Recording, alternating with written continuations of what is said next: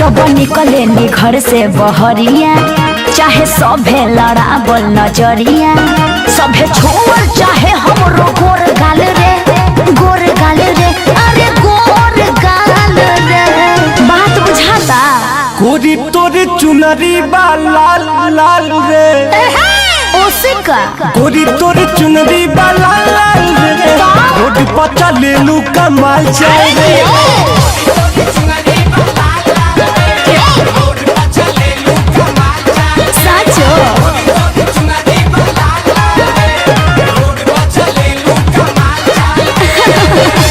ऐसन बात बा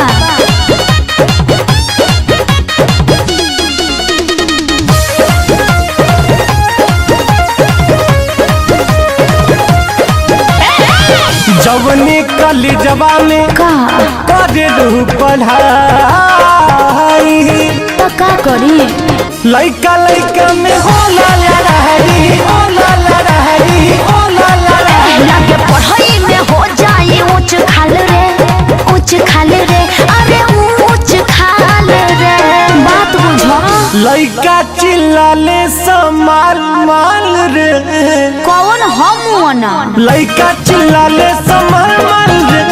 रोड पर चले लू कमाल चाल रे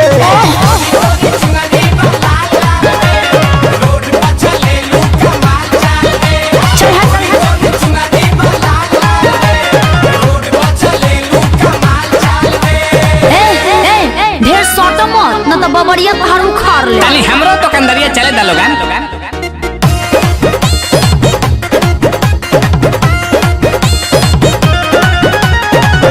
सुंदर रतन बारू तोहरो न जोड़ बा ढेर मस्का मत लगावो वहे विशाल दुबे मार तबे जोड़ बा मार तबे जोड़ बा मार तबे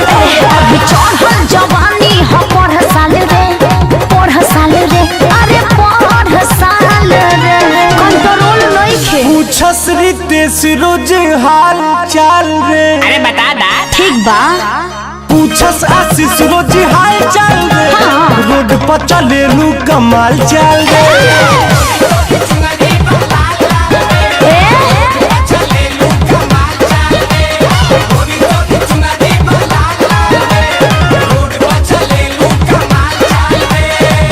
ई हमारे स्टाइल है।